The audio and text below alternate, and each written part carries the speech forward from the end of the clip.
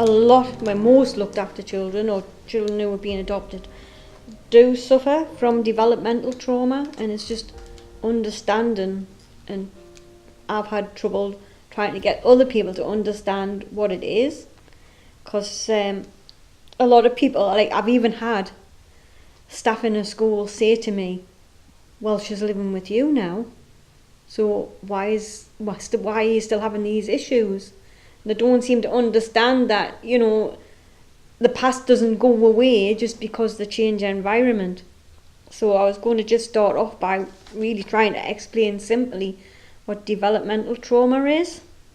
And I think the easiest way to describe it is to say it's a bit like post-traumatic stress disorder, where you might experience, like maybe you've experienced a serious crash, or you've been mugged or something like that, something really like a serious kind of trauma, and you need help to deal with that because you get flashbacks and things. Where developmental trauma is very similar, but it's when them incidents are repeated over and over and over. The trauma is continuous, and the trauma can also be, it doesn't have to be when you're a child, it can be pre-birth. That's the other thing to remember, because I know a lot of people who adopt babies very young, even babies who have come straight from the hospital and into care.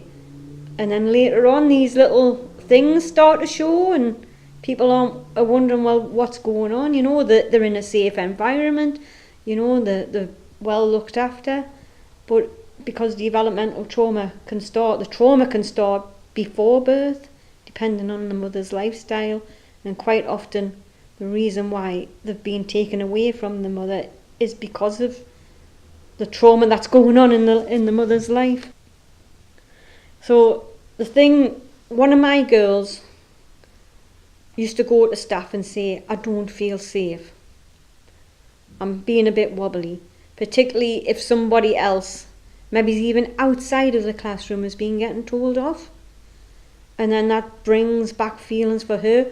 Or if a child has said something totally off the cuff, not meaning it even to be nasty, and it's brought back a memory, and then she's feeling unsafe.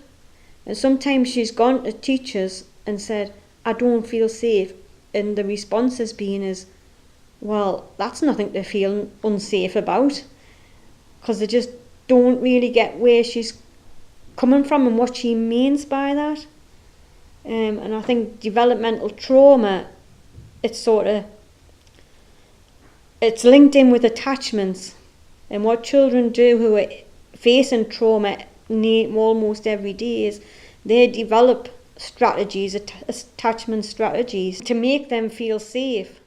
So I know in the past when I've done attachment training, is we've been sort of like, these strategies are looked on sometimes as a negative thing, but really it's them strategies that's kept the child alive, because a lot of them could not be alive if they didn't use them strategies that they've been using.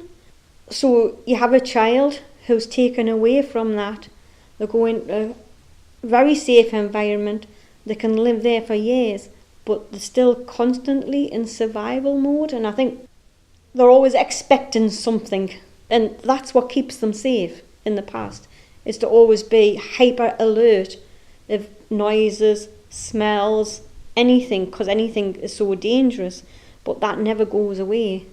And when they're particularly for us, in our situation, is when they've been in a classroom situation or in a friendship group situation, it can be very, very scary.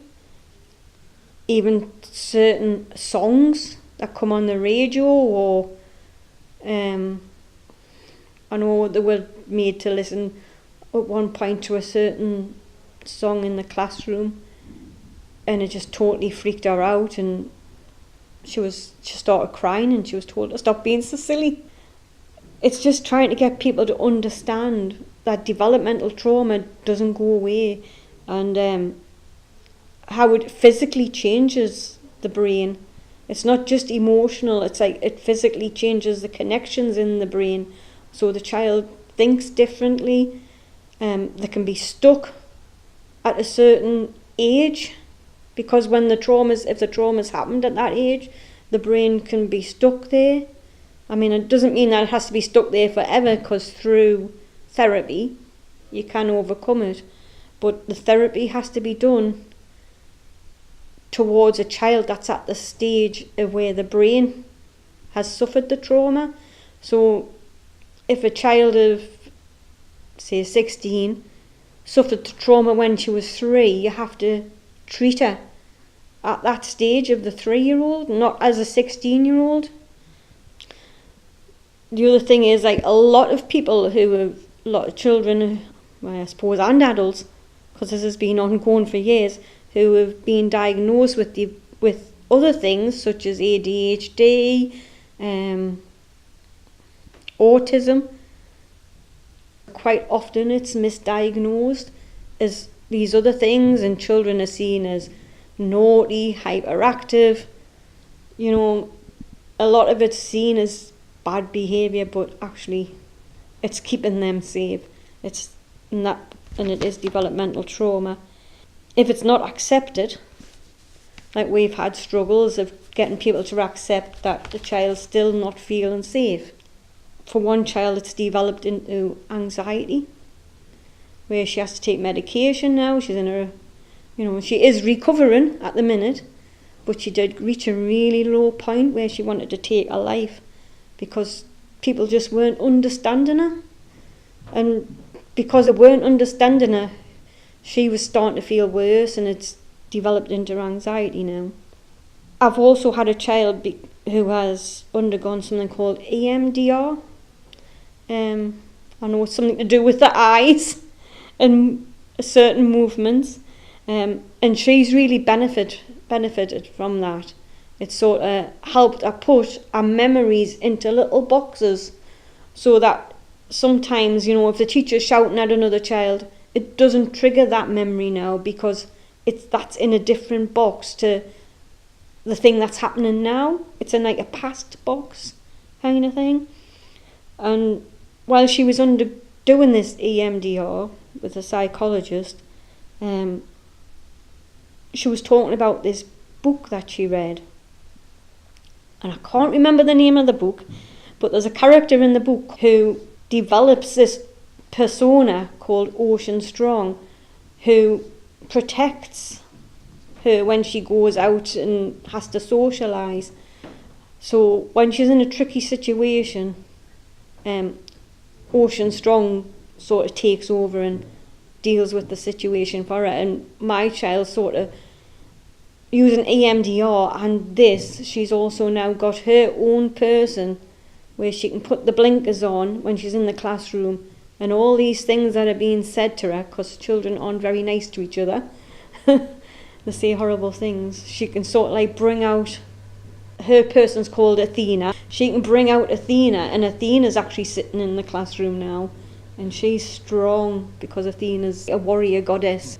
So now that it's got a name, developmental trauma, she feels a lot happier in herself, and she's now emailed all her teachers who actually work with her, because there's no point in just telling the Senko or somebody like that.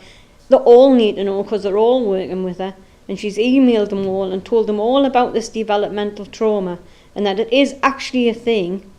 And if you say to me, well, that's silly feeling like that about that, that's just going to make us worse. And then I'll not be able to work in the classroom. So she's really took it on board herself. I don't claim to be an expert in this. I mean, I know I'm not. But I think it's since I've started learning about it and they've started learning about it, we feel a lot more like in control of it.